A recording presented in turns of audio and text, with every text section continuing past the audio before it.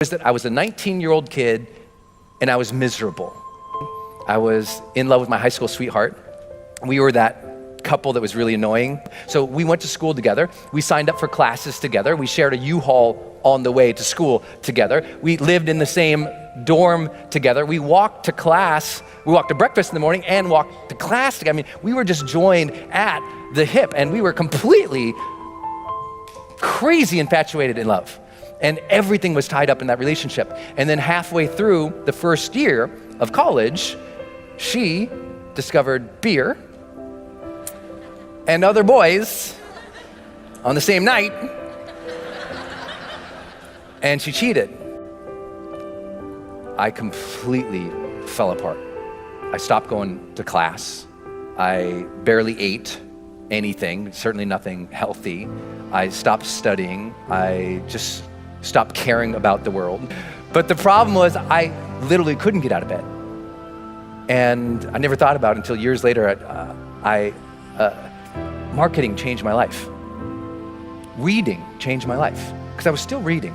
It was one thing that's brought me through everything. I've always been a reader.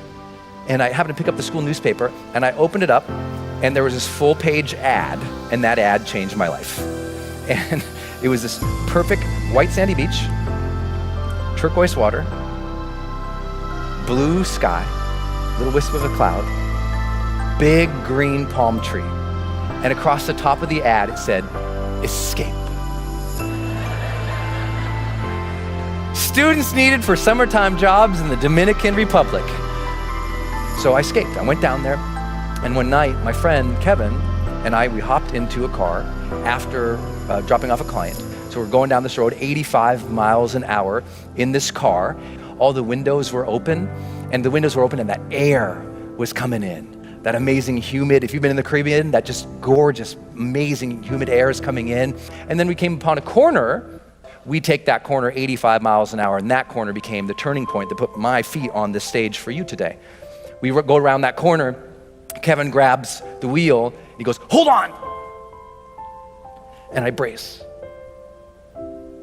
And the car starts sliding sideways, and that weird slow motion thing happens. Kevin's gripping the wheel, trying to make the corner, and all of a sudden, smack.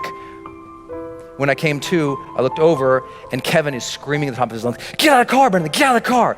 And I look over, and a whole big chunk of his head is open.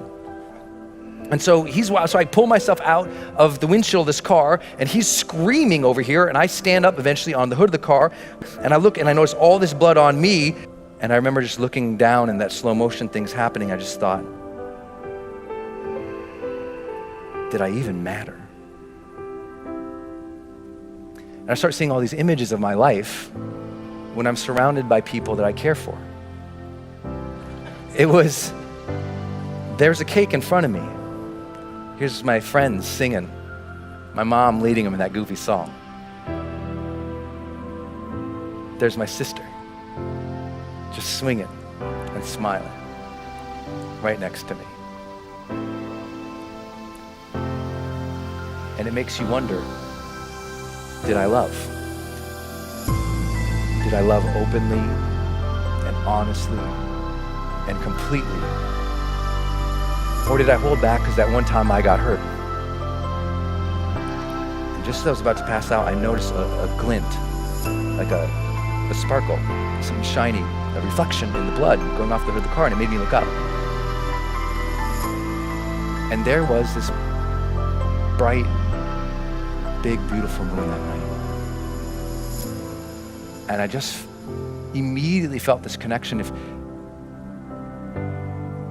like I knew I was going to be okay.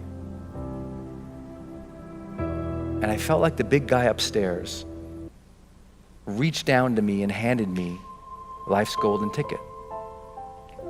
It was like he reached down and said, "Here you go, kid. You're still alive.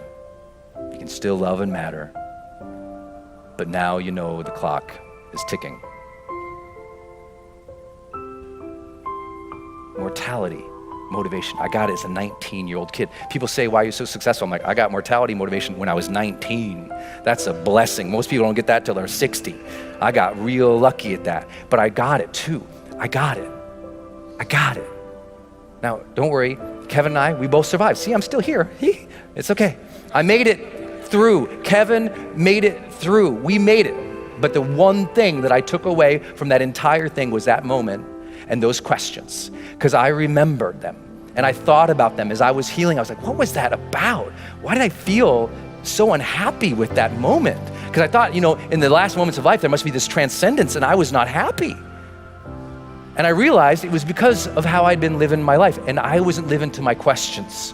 I knew I got those questions. Did I live? Did I love? Did I matter? And soon as I got that those were the questions I'm gonna evaluate myself with at the end of the life, it gave me the power of what my late mentor, Wayne Dyer, taught, the power of intention.